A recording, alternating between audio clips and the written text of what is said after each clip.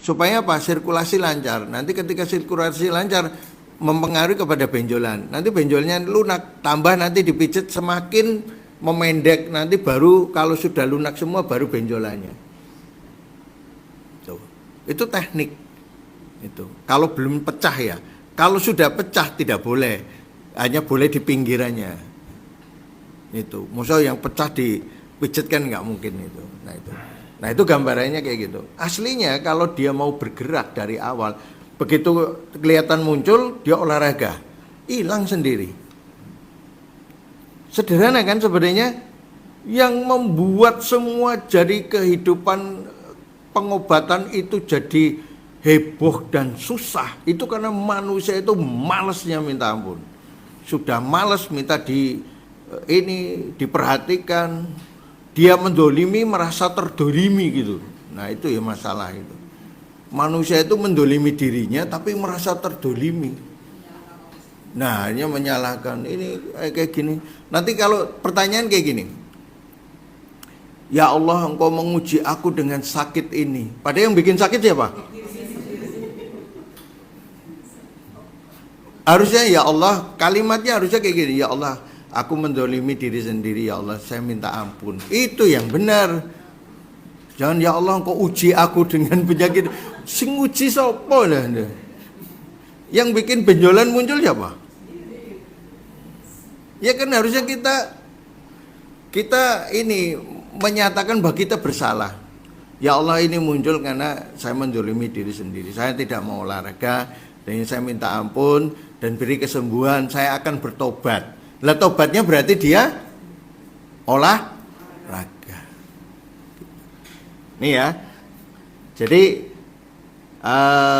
makanya di sholat duha itu, sholat duha dengan sholat lain sama enggak? Tapi kenapa sholat duha itu disebut apa? Bersedekah kepada persendian kita. Karena ada di jamnya limpa pankreas ya, itu mulai. Jadi lambung dengan limpa pankreas itu mulai jam 7 sampai jam 11 itu. Nah itu makanya orang gula itu ngantuknya itu sekitar jam 9-an itu. Jam 9-an ngantuk itu pankreasnya bermasalah. Kalau paginya yang ngantuk jam 6 wis ngantuk, jam 7 ngantuk, wah itu lambungnya bermasalah. Kalau sore ngantuk ginjalnya masalah. Kalau bengi ngantuk wajar ya. Nanti maghrib itu ngantuk itu masalah di ginjal. Itu. Tapi nek esuk tekan sore ngantuk tekan bengi gue masalah kabeh gitu. Itu masalah semua. Olahraga makan bergizi insyaallah itu membaik itu. Tapi jaluknya obat semua sih ya.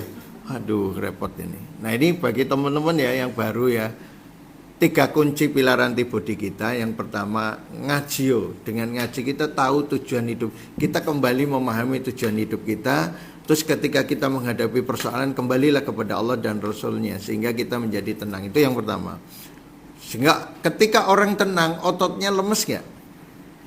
Karena ototnya lemes tidak jepit pembuluh darah. Dan kelenjar getah bening. Sehingga tidak ada kemacetan. Itu yang dimaksud.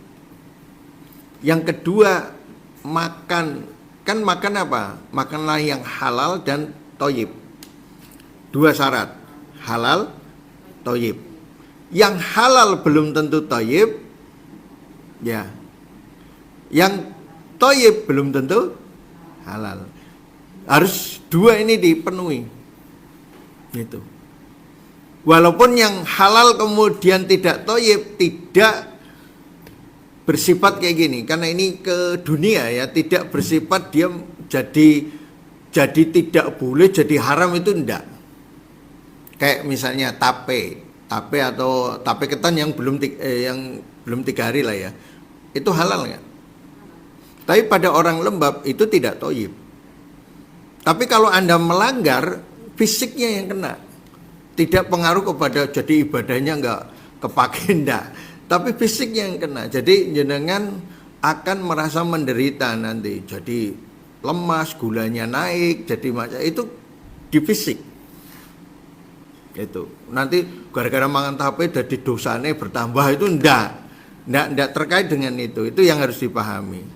Makanya untuk menjadi sehat syaratnya dua itu. Ya. Fisik dan jasad, fisik, kemudian ruhnya itu harus baik gitu. Nah, berarti yang pertama itu, yang kedua makan yang halal dan thayyib. Thayyib itu berarti cara makannya benar, kemudian pada cuaca yang benar, di situasi yang benar, dalam kondisi tubuh yang benar. Istilahnya disesuaikan. Nah, itu ada ilmunya. Kalau berkaitan dengan halal itu kaitan dengan syariat, yang ikuti syariat yang sudah ditetapkan. Jangan membuat yang baru. Tapi kalau masalah thayyib itu berarti kaitannya dengan ilmu pengetahuan berkaitan dengan anatomi. Itu seperti itu. Nah, kemudian yang ketiga, bergeraklah. Itu. Maka Allah itu menyukai hambanya yang kuat, ya, yang beriman dan yang fisiknya kuat, pikirannya kuat, fisiknya kuat. Maka sekarang zaman dulu tolok ukur kehebatan itu di pesantren, yang dapat 3 itu. Di pesantren itu mesti apa? Ngaji ya. Kalau ada masalah ada perampokan apa, mesti mereka penduduk desa larinya kemana? Pesantren, karena kiai ini biasa sekti lah, itu jagoan lah itu. Dan santri ini siap kalau diperintah itu. Jadi kayak Saulinnya zaman dulu lah, Saulinnya. Jadi fisiknya bagus, ngerti agama, terus makannya bagus zaman dulu ya. Nah sekarang lemah. Kenapa? Fisiknya tidak diini lagi, sama makannya kurang. Nah ini jadi hilang, nggak seperti zaman dulu. Ini yang harus kita kembalikan. Tugas kita untuk ikut mengembalikan ke sana. Itu. Ini kemarin saya dapat pasien ustadz yang terkenal. Nggak usah disebut ya, Pak Ustadz. Udim seluruhnya. Badannya besar. Itu udah berobat kemana-mana, nggak tahu. Terus hadir tempat saya itu ya lewat jalur-jalur kayak gitu loh. Terus dikasih obat-obat yang keliru, banyak kelirunya. Terus makannya keliru semua. Nah ketika saya koreksi, itu keliru semua Pak gitu. Oh gitu. Nah 3 hari kemarin, ini sudah 6 hari lah ya. 3 hari sudah tidak makan yang kita larang, yang membuat badannya udim. Terus kita kasih ramuan untuk melancarkan kencing yang khusus ya. Dikasih kumis kucing, lepas dulu kumis kucing, karena ini khusus.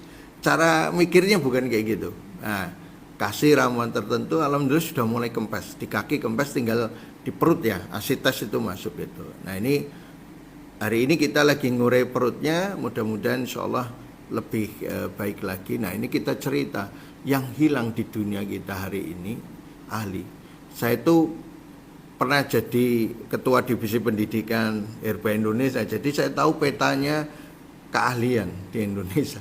Itu yang ahli betul itu, ya kalau di televisi ngisi itu belum tentu.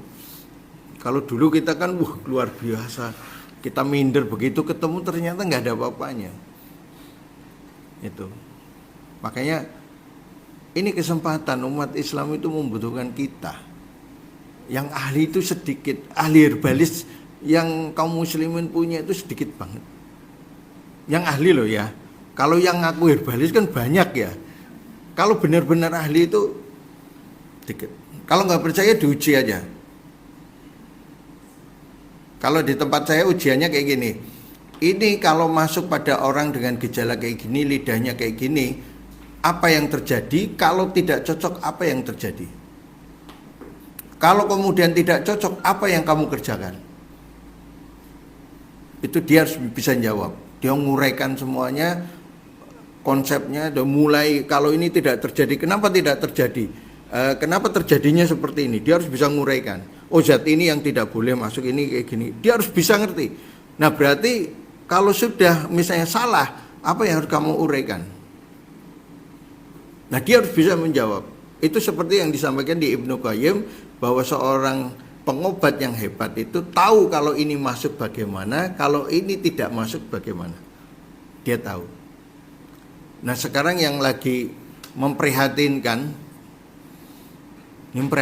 banget ya. Jangan lagi sering lihat ini enggak? Orang bikin, kalau dulu kan nabes sama ini ya, infusi ya. Sekarang yang rame apa? Bikin apa coba? Hampir mirip itu, tapi pakai apa? Probiotik. Nanti pakai apa? Ada starter terus nanti ditambahi apa? Bikin nanas dicampur, diparut, dicampur apa? Madu dicampur nanti kayak ragi, nanti jadi fermentasi kan? Itu lagi banyak banget. Pada Indonesia tropis, situasinya lembab, banyak orang kurang daging, itu bagus ketika dipakai oleh orang luar yang banyak makan daging, itu pun jumlahnya sedikit. Nah, sekarang dipakai oleh kita yang banyak makan tempe, tahu, sayuran, kurang gizi, kurang darah, minumnya itu. Ini bagi orang yang ngerti, ini berbahaya.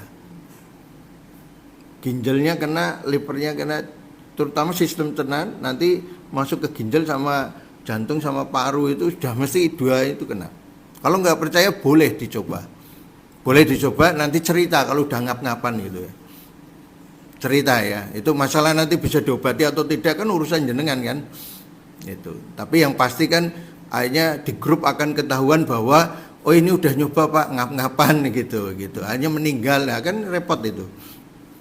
Kita ngasih tahu karena kita tahu prosesnya, kalau masuk ke dalam tubuh manusia seperti apa. Jadi tidak semua yang asam masuk ke tubuh jadinya asam. Bisa jadi alkali, ada yang asam masuk ke tubuh jadi alkali, ada yang alkali masuk ke tubuh jadi asam. Ada yang alkali masuk ke tubuh tetap alkali. Ada yang asam masuk ke tubuh tetap asam. Tuh. Itu rumit tubuh. Gitu ya. Ini kan belum ya, yang lama juga belum dapat ya. Ini buku baru masalahnya. Nanti saya belum selesai ininya. Ini istirahat ya? Oh iya. Ini kita istirahat sesudah pesan-pesan berikut ini.